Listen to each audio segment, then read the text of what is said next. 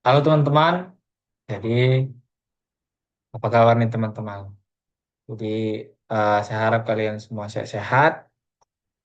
Langsung kita lanjut saja pelajaran kita yaitu materi tentang Jamovi. Jadi kita akan menguji normalitas dan homogenitas dengan menggunakan aplikasi Jamovi. Nah, sebelum kita lanjut ke materinya, eh, pertama saya akan memperkenalkan diri. Nama saya Adi Sinaga. Dengan NIM 4233111059, saya dari Universitas Negeri Medan, Prodi Pendidikan Matematika. Nah, baik teman-teman, kita di sini akan belajar dulu tentang apa itu uji normalitas, homogenitas, sebelum kita masuk ke tutorial bagaimana menggunakan Jamovi-nya. Nah, oke teman-teman, kita bahas dulu. Yang pertama, uji normalitas. Jadi, uji normalitas ini bertujuan untuk menilai apakah data penelitian berdistribusi normal atau tidak. Data berdistribusi normal artinya data tersebut menyebar secara merata di sekitar nilai rata-rata. Nah, mengapa ini penting? Karena eh, statistika parametrik seperti uji T, uji ANOVA, uji ANCOVA itu harus dicek dulu normalitasnya. Nah, jika tidak normal, maka hasil analisis bisa menjadi bias atau tidak valid. Nah, lanjut teman-teman. Kemudian di sini ada metode pengujian normalitas. Yang pertama, Kolmogorov-Smirnov.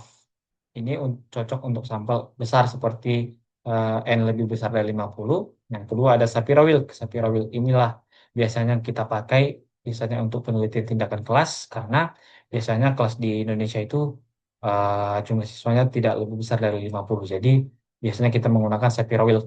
Kemudian yang ketiga visual menggunakan pp-plot, kiki-plot atau histogram. Di Jamovie nanti pun ada yang namanya kiki-plot. Jadi nampak terlihat penyebaran datanya di apakah di sekitar rata-rata atau ada outliernya seperti itu. Nah, kemudian ada dasar pengambilan keputusan. Ini dilihat dari nilai signifikansinya atau p-value. P-value-nya jika p-value-nya lebih besar dari 0,05, maka data berdistribusi normal.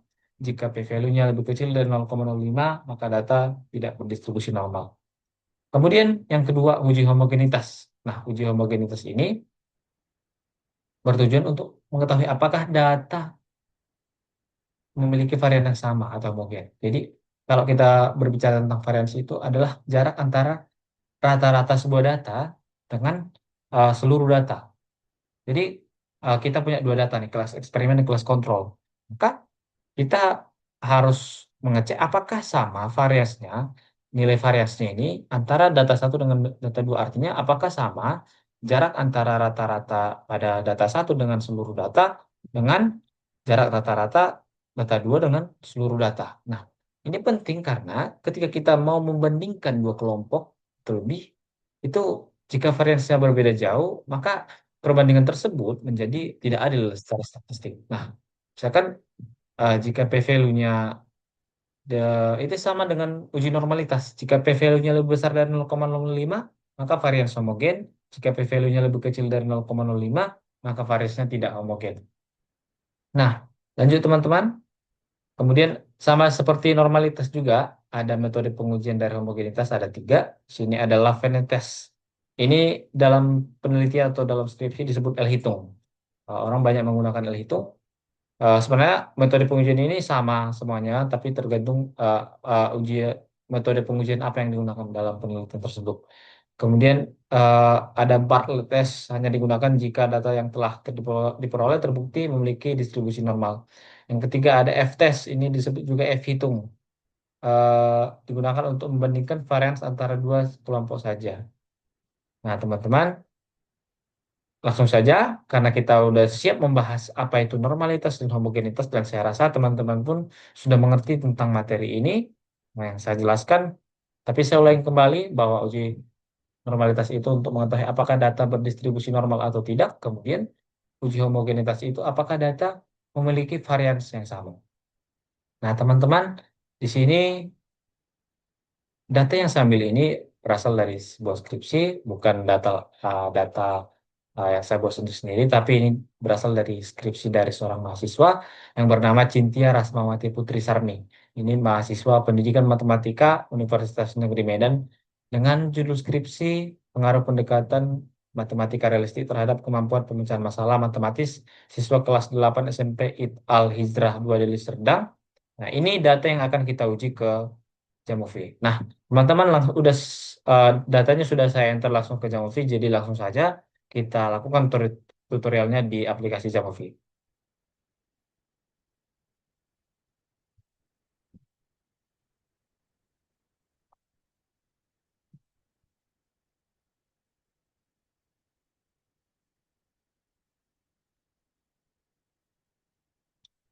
Nah, teman-teman, di sini eh, sudah saya buat datanya.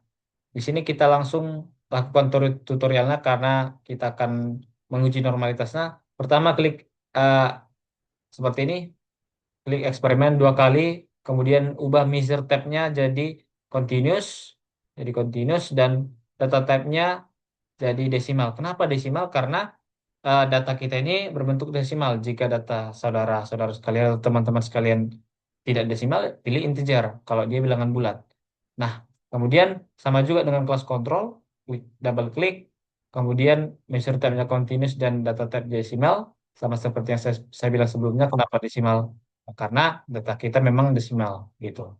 Kemudian kembalikan seperti ini, kemudian klik exploration, kemudian klik deskriptif, kemudian klik eksperimennya ke variabel dan kontrolnya ke variabel. Nah, oke teman-teman, langsung saja kita kan mau melihat apakah data berdistribusi normal atau tidak. Jadi, saya rasa teman-teman seperti yang saya jelaskan sebelumnya bahwa eh, langsung saja teman-teman kita lakukan uji normalitasnya. Jadi kan tadi saya jelaskan bahwa uji normalitas itu kan dapat dilakukan dengan tiga metode pengujian. Salah satunya adalah Shapiro-Wilk. Maka kita akan menggunakan Shapiro-Wilk eh, dalam pengujian uji normalitas ini. Jadi kita klik Shapiro-Wilk. Ya, kita klik teman-teman Shapiro-Wilk. Eh, kita klik Shapiro-Wilk, didapatkan bahwa nilai p-value-nya adalah untuk kelas eksperimennya ada 0,600. Artinya lebih besar dari taraf signifikasi. Jadi lebih besar dari 0,05 artinya data kelompok eksperimen berdistribusi normal. Begitu juga dengan kelas kontrol. Kelas kontrol kan 0,430. Ya, tentu eh, lebih besar dari nilai 0,05. Jadi p-value lebih besar dari 0,05 artinya data juga berdistribusi normal. Oke teman-teman, langsung saja kita lanjut ke uji homogenitas. Uji homogenitasnya saya lanjut share. Saya akan share screen lagi data homogenitas. Sebenarnya sama aja dia. Eh, Uji homogenitas sama uji normalitas. Tapi untuk uji homogenitas kita kelompokkan dia datanya. Kita kelompokkan datanya, eh, kelasnya di sebelah kiri dan nilainya di sebelah kanan. Seperti ini bentuknya. Seperti ini. Seperti ini. Jadi di sebelah kiri itu kita buat kelasnya dan di sebelah kanan itu nilainya.